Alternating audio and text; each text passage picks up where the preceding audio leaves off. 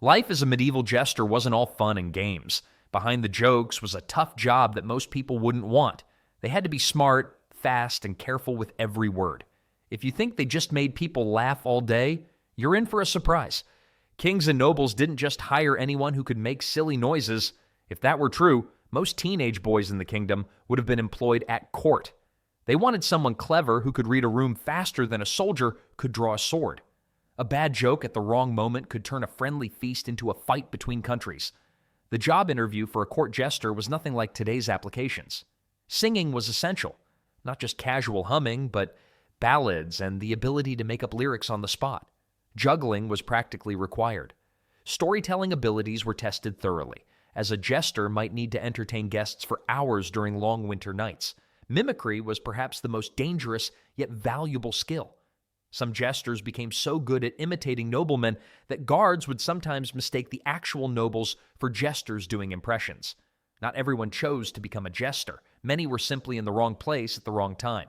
Historical records show that about 1 in 4 jesters began as peasants who caught a noble's eye.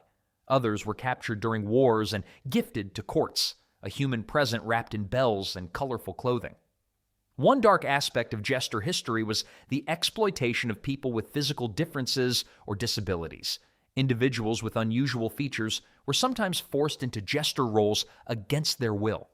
Courts across Europe, Asia, and the Middle East all have records of this cruel practice. The lucky ones were those who had actual training. These entertainers would travel from court to court with prepared routines. They were medieval comedians, except with higher stakes. Instead of being booed off stage, they risked being thrown in a dungeon if the king didn't laugh. Getting hired didn't guarantee a good life. You became the kingdom's walking entertainment system and verbal punching bag. Being woken at 3 in the morning because the king had a nightmare and needed cheering up was just part of the job. Jesters had to constantly understand the complex politics of court life. Records suggest the average jester lasted only about 4 years in service before being dismissed, running away, or meeting an unfortunate end. For those who did succeed, there were rewards beyond just staying alive. A clever joke at the right moment could earn you surprising benefits. After all, when you're the only one allowed to mock the king without losing your head, you better hope there's something worthwhile in your pay sack at the end of the week. So you've made it into the royal court as a jester. Congratulations! Your wardrobe now consists of mismatched clothes in bright colors, you wear a hat with bells, and your new boss can have you thrown into a dungeon on a whim. But at least you're getting paid, right? Some court jesters actually had it pretty good. They earned a regular wage, got food prepared by royal cooks, enjoyed a dry place to sleep, and received clothing, though usually clothing that looked like a rainbow exploded. The typical jester outfit wasn't exactly something you'd wear to impress a date, unless your date had a strong fondness for bells and pointed shoes. According to records from medieval European courts, a well-established jester could earn roughly the same as a mid-level craftsman. In England during the 1300s, royal account books show several jesters earning between 10 and 20 pounds per year, when a common laborer might earn only 2 pounds annually. The real money wasn't in the base salary. It was in the bonuses. A well-loved jester could get generous perks. One jester in England was rewarded with his own piece of land after making the king laugh during a political crisis. The land grant specified it was given for services of merriment and good counsel. Another court fool received an unusual but valuable form of payment: beer. Records from a German court show a jester received 1 gallon of beer per day every day for life. That's 365 gallons annually, enough to ensure his jokes got funnier as the evening wore on, at least in his own mind. Royal gifts sometimes included jewelry, gold coins, or even livestock, but these rewards only applied to jesters who worked for kings who actually liked them. If you messed up, your reward might be a night in the dungeon, or worse, a swift promotion to the executioner's guest list. Payment varied dramatically depending on the court. A jester in a wealthy kingdom might earn more than some minor nobles, while one in a smaller household might receive nothing more than food scraps and an itchy bed near the horses.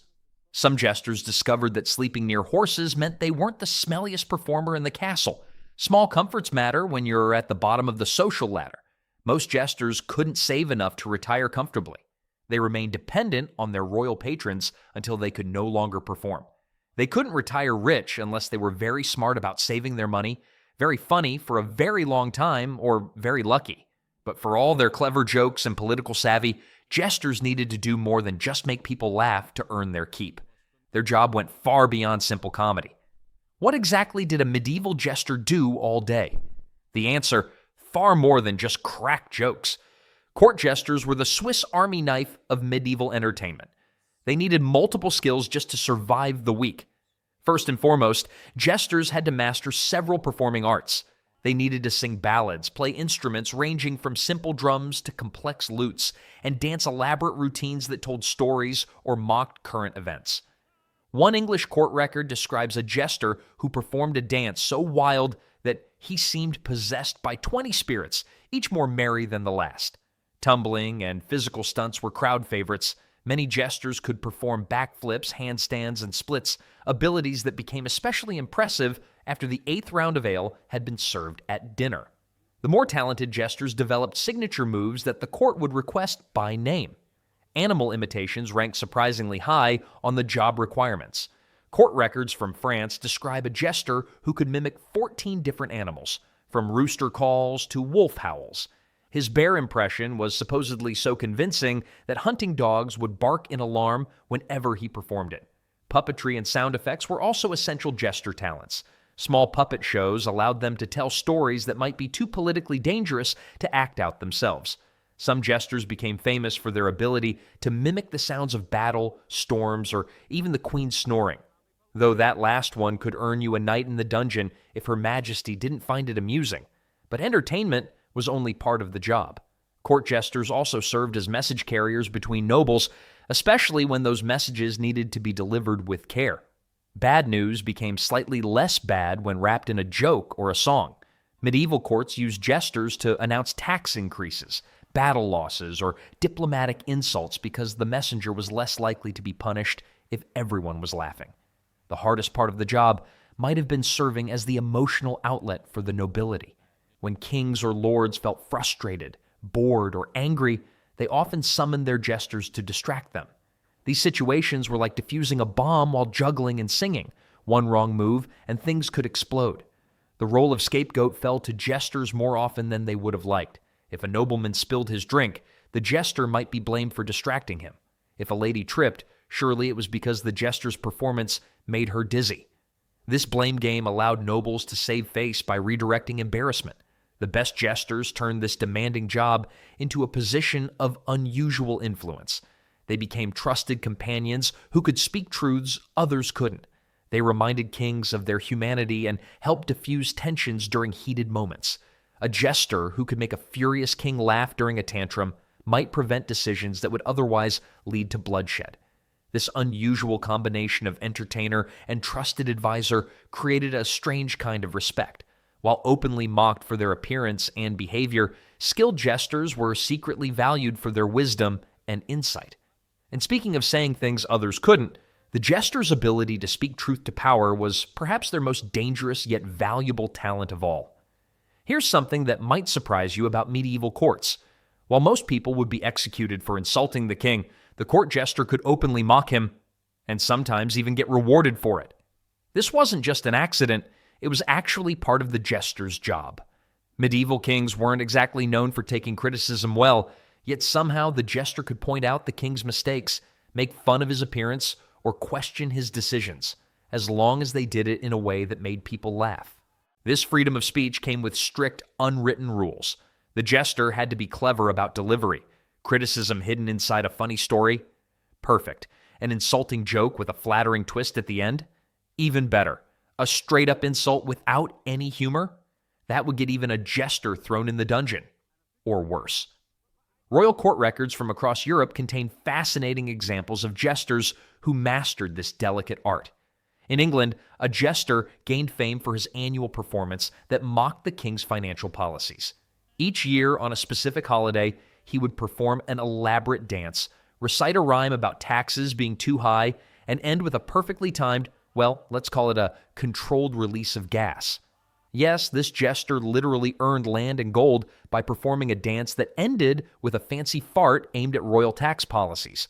In the French court, historical accounts tell of a jester who once entered a royal meeting wearing a crown made of straw. When asked by the angry king what he was doing, the jester replied, "Practicing to be you, your majesty. You've been acting so foolish lately that soon we might need to trade hats." Instead of executing him, the king reportedly laughed and reconsidered his recent decisions. These weren't just amusing performances, they served a vital purpose in medieval governance. Kings were surrounded by people who constantly told them what they wanted to hear. In this environment, the jester became the only reliable source of honest feedback. Some rulers actively relied on their jesters for this reason. When you're the only one who can tell the king he looks ridiculous without being thrown in a river, you either learn timing or learn swimming. Several medieval memoirs written by royal advisors mention consulting with the court jester before bringing bad news to the king, hoping to learn the safest approach. But this unique freedom wasn't without risk. The protection wasn't perfect. Numerous accounts exist of jesters who went too far, read the room wrong, or simply caught the king on a bad day. Learning to tell jokes was the easy part of being a jester. Learning exactly when to stop was what kept you alive. Documents from various courts describe punishments ranging from beatings to imprisonment for jesters whose jokes crossed the line. Some disappeared from court records entirely after particularly bold performances, their fates unrecorded but easily guessed. The truly successful jesters developed an almost supernatural ability to sense moods and read subtle cues. This skill wasn't just about survival, it made them surprisingly influential. While court jesters with their unique position sometimes shaped kingdom decisions, those without royal protection faced a much harsher reality beyond the castle walls. Not every jester was lucky enough to score a job at the royal court. For every entertainer who wore fancy bells and ate food prepared by royal cooks, there were dozens who performed in village squares, dusty roads, and dirty taverns just to earn enough for their next meal. These wandering jesters lived a completely different life than their court counterparts. Court jesters worried about pleasing one boss, the king. Wandering jesters had to please everyone, everywhere, all the time, and medieval crowds weren't exactly known for their polite feedback. Traveling performers moved from town to town carrying everything they owned.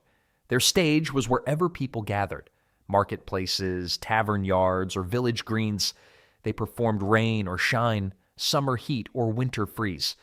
Many wandering jesters died young from exposure to harsh weather or diseases caught while traveling. Unlike court jesters who received regular meals, wandering entertainers ate based on how well they performed that day. People threw coins if you were good, and rocks if you weren't. Nothing improves your juggling skills quite like knowing that failure means both hunger and a head injury. Records from medieval town councils show that wandering performers were rarely welcomed by local authorities. Many towns had laws forbidding masterless men from staying more than 1 or 2 nights.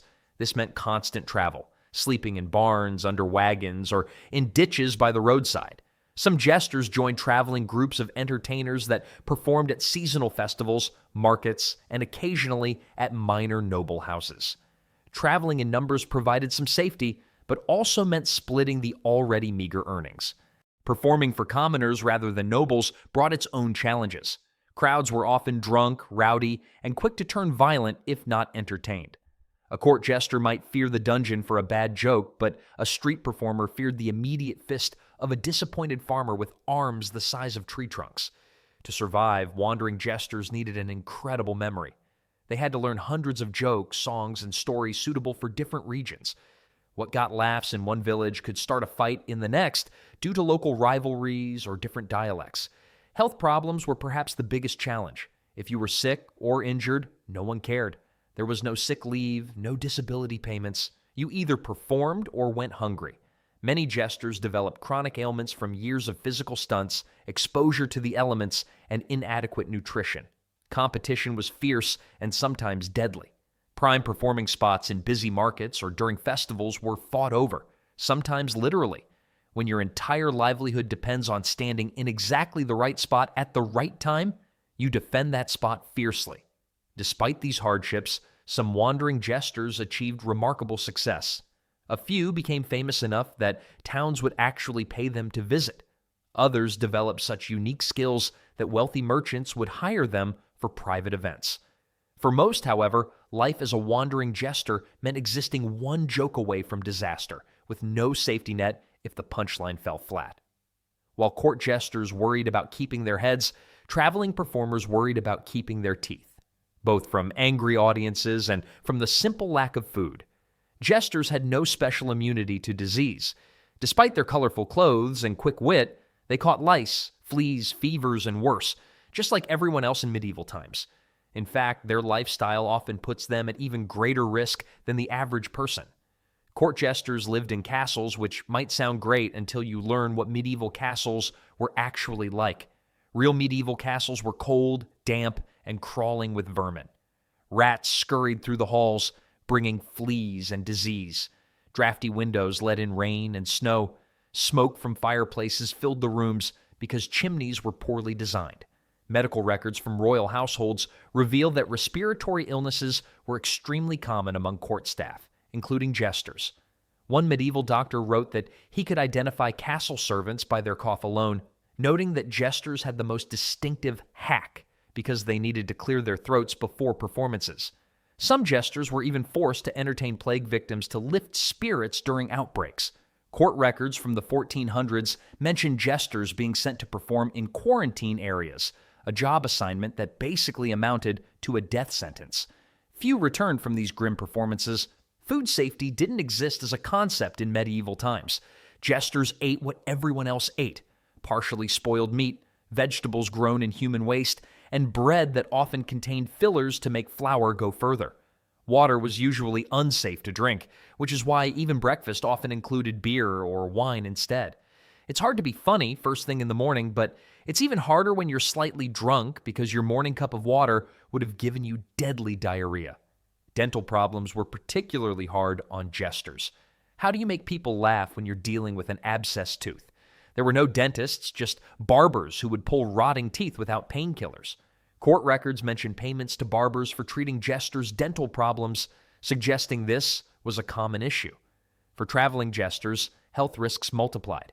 Sleeping outdoors or in crowded, filthy inns exposed them to even more diseases. They walked miles between towns, developing blisters that could become infected. Winter travel meant frostbite. Summer meant heat stroke. Despite these health challenges, or perhaps because of them, jokes about illness, death, and bodily functions were actually popular in medieval times. People used dark humor to cope with the constant presence of disease and death. Poop jokes weren't just for children. They were high comedy when everyone regularly witnessed the horror of dysentery. Jesters who could find humor in these grim realities became especially valued. One thing people always remembered was who made them laugh when everything else was falling apart. Records show that during the worst plague outbreaks, rulers would keep their jesters close, not just for entertainment, but for emotional support. A jester who could make jokes while the world seemed to be ending earned a special kind of respect. In a world filled with disease, a jester's job was to make light of misery, even when that misery was knocking on their own door. All performances eventually end. For medieval jesters, growing old meant facing a harsh truth. No retirement homes existed for court fools. Once knees became too stiff for cartwheels or voices too scratchy for singing, professional foolery days were numbered. Documents from the 1400s reveal that over 2/3 of court jesters simply vanished from castle payment records after reaching their 40s, considered elderly in medieval times. Unlike craftspeople who could teach apprentices or farmers who could switch to easier tasks, aging jesters had few choices. Their entire value depended on quick thinking and physical ability, qualities that faded with time. A fortunate minority managed to stay in castles with less demanding roles. Court records mention former jesters becoming storytellers for noble children once tumbling became impossible. Others became keepers of entertainment traditions, teaching younger performers the jokes and songs that had pleased previous rulers. Some court fools saved enough coins to open taverns, where customers had to pay for drinks, whether they laughed at the jokes or not. Finally, a captive audience.